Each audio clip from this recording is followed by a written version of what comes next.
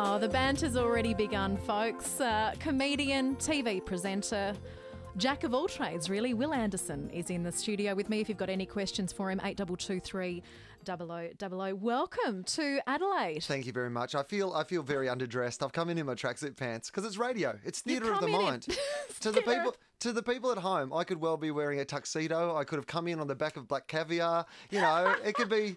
With your peach and black spots. Exactly. I could be looking delightful. Instead, I look like I should be selling drugs outside a shopping centre. That's what I look like. It's terrible. You've got your Adidas trackies on. Let's paint a picture. And here I am. I'm looking like a burst of spring summer. You look beautiful. Thank you. I've got the high heels on and I didn't even know you were coming in. Oh, okay. I actually dressed up for Callum Ham. Okay. He's coming in after you. Okay, that's fair enough. So kill two birds with one stone, really. Really? Now, what are you doing in town? I'm doing stand-up. There's the Adelaide comedy scene has fallen on a little bit of hard times, unfortunately, because when the Fringe went every year, and we know how Adelaide feels about those 3 weeks when the Fringe are on. I come every year. It's the greatest time to be anywhere in the world. But it's like Adelaide have this attitude of, we're going to do everything there is fun to do in Adelaide in a month, and then we'll see you again next year. We'll see you again next year. Although it is creeping into February this year. Well, or next year, rather. Yeah, and it was one of those things that when it went to yearly, it kind of hurt the local Adelaide comedy scene. And without the local scene, you know, you never get your radio presenters, your TV presenters and stuff like that. So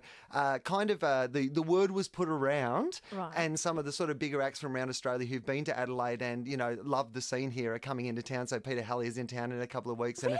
And a couple of other big acts here doing just the local Adelaide rooms. So if people come down to see the shows, you'll get to see a kind of big time headliner, but you'll also see local hosts and local young comedians and like people who are performing here every week that you can go and see every week. So that's the cool thing about it. That is great. And we'll get the locations shortly. But I said earlier, there is no way if I was coming to see your show that I would sit in the front row because, gee, you have a crack at that. I think that's unfair. I don't think I do have a crack. I never start it. It's always someone else who starts it and then I get in. But, you know, it's like I've prepared stuff to talk about. It's not like I'm going out there going, you know what, sometimes they're heckles. I don't mind I don't mind like the aggressive heckles. Like, you know, if someone says you're not funny or whatever and everyone else is laughing, well, you don't mind that, right? But you are funny. So no one would ever say that. Well, I'll tell you what, I was in Perth the other weekend. I got the most hurtful heckle I've ever had. It was one of the best shows I've had on the tour. We'd done about 70, 80 minutes. I was still going to do some more because it was just going so well. So I stopped it down for a moment so we could have a pause, you know, so that I could just, you know, go through this last bit because it was so beautiful a moment. Reflective.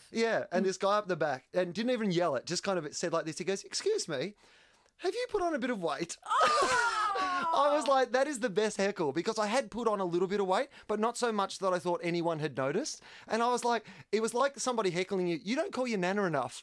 I'm like, that is a great heckle because it actually started to eat me up. The whole time I was telling jokes for the rest. I was like, I have put on a little bit of weight. I should have gone for a walk before the show. Great. Are you vegan or vegetarian? Vegetarian. Vegetarian. Yeah, I don't understand the vegans. No. It's weird, isn't it? You can't have chocolate if you're vegan. Well, see, I won't kill an animal to eat it, but if I can squeeze an animal and delicious comes out, I will squeeze that animal. That is my rule. I mean, all you have to do is squeeze it. All the most delicious stuff in the world comes out of a cow if you squeeze it for long enough.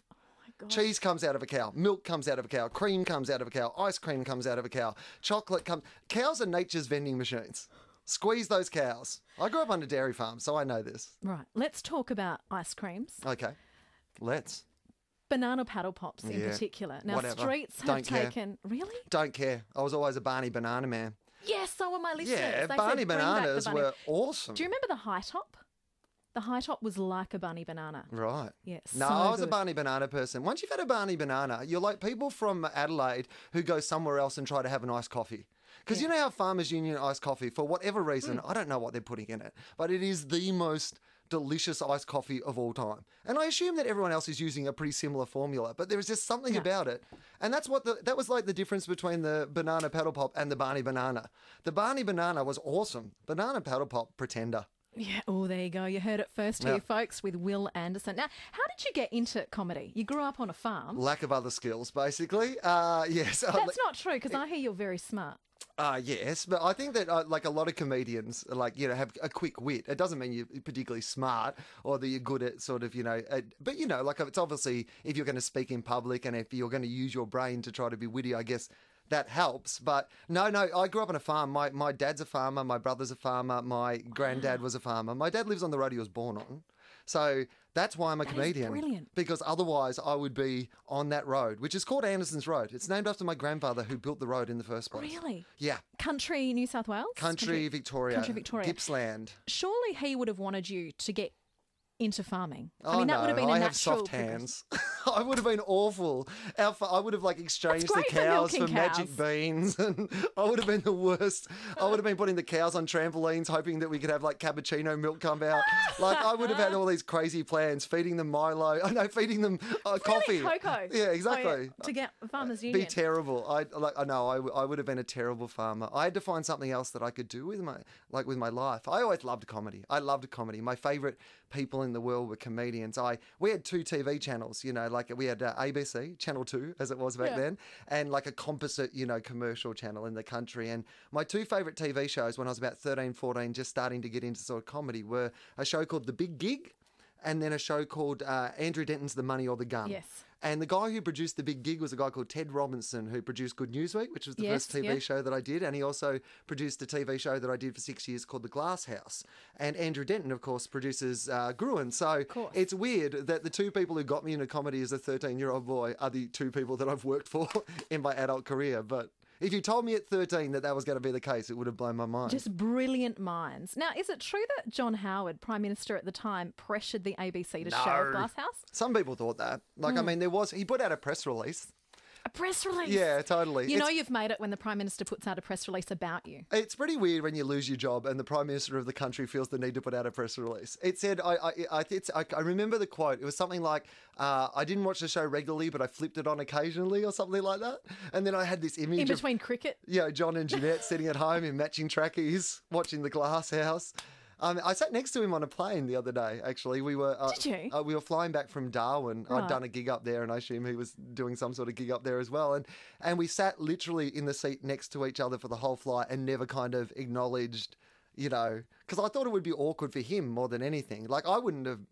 he was actually a delightful man. Like, he was so polite to everybody who came up for a photo, and whatever you thought of, politically, wherever you lay on that sort of thing, he was such a delightful and polite man. Like, I didn't want to kind of make him feel awkward or uncomfortable that this idiot was next to him. You're sitting, Wil-Anderson, in 1A. John No, Howard we were down is in one. We were down in 13A and B. Right, okay. He likes the leg You're room. down by the loos in the back. Yes. 26A and B. That's right. Next to John Howard, and you don't even acknowledge him, and he doesn't acknowledge you. I mean, I gave him a little nod, like kind of, former Prime Minister, that sort of nod. Yeah. And he was delightful, He was all dressed up. He had his tie on, and then like when he got on the plane to relax, he took the tie off, but he was still, dressed up in the suit, and he had his. I just thought, well, there's a man, and you know what? It made me love this country. A lot of the time, you hear people just complaining about, oh, this is the worst place on earth, and it's gone to the dogs, and blah, blah, blah. John Howard got off that plane. The only thing that had happened on that plane was that a few people who were fans of his had come up for a photo or to shake his hand. Not one person gave him any bit of attitude about anything. Great. And then he walked through the airport by himself. Like, he didn't have security guards or anything. I thought, isn't that a marvellous compliment to our country, that the former Prime Minister can just walk through and not be bothered by that? I thought that was wonderful. It made me kind of proud of Australia at that moment. I love that too. Now, Gruen Planet returns to ABC tonight, ABC. It's true.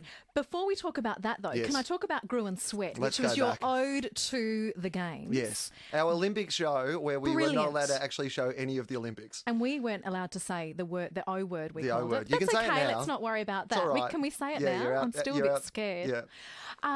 And the banter with Todd and Russell is just brilliant. It's amazing. What do you prefer, comedy or TV presenting? Oh, comedy. Like, comedy's my job. I think one of the things that works about our Gruen shows is that it's no one's real job.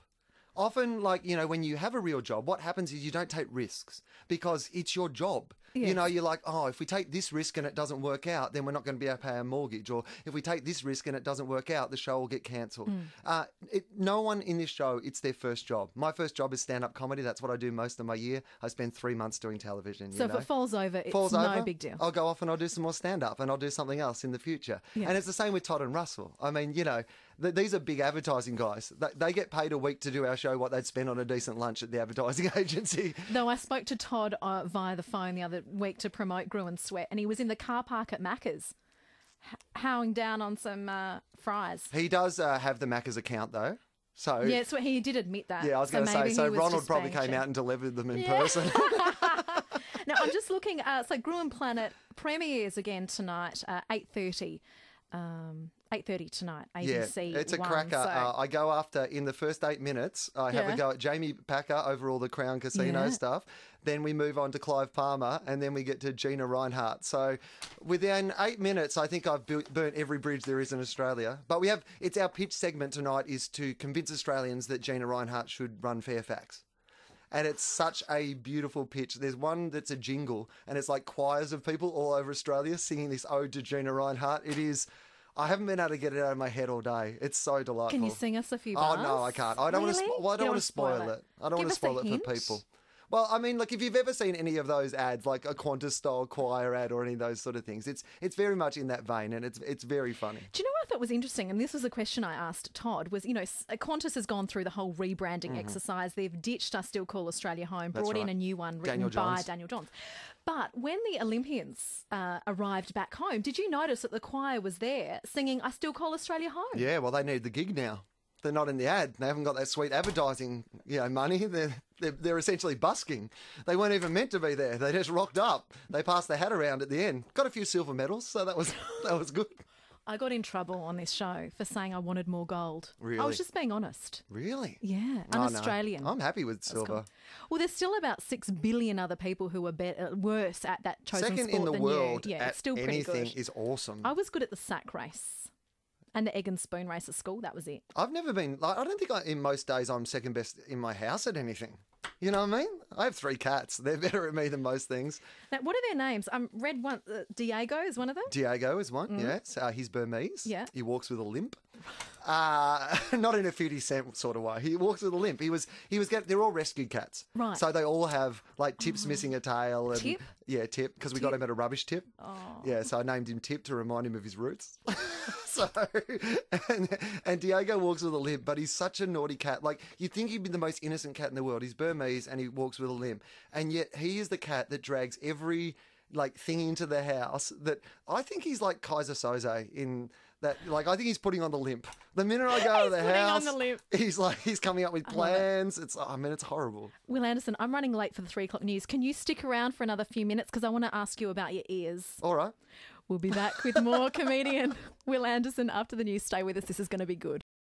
Welcome back to the show. Great to have your company on this Wednesday afternoon as we head into the final hour of Adelaide Afternoons today. Some big guests in the studio and coming up, Wil-Anderson in at the moment, comedian, TV presenter, jack of all trades. Great to have you in the studio. Thank you very much. So, as we said, a Gruen Planet premieres tonight, 8:30 on ABC. Promises to be great. You have a crack at Gina Reinhardt. You were brave. Have the lawyers been involved? Yeah, we've got a new segment too. Last year on Gruen Planet, we had a segment called "What Would Putin Do?", where every week we would examine what Vladimir Putin would do. And we thought, well, what will we do this year? And we've decided on what would Palmer do. So every week it's what would Clive Palmer do. So this week it's about his plans to build a casino on the moon. So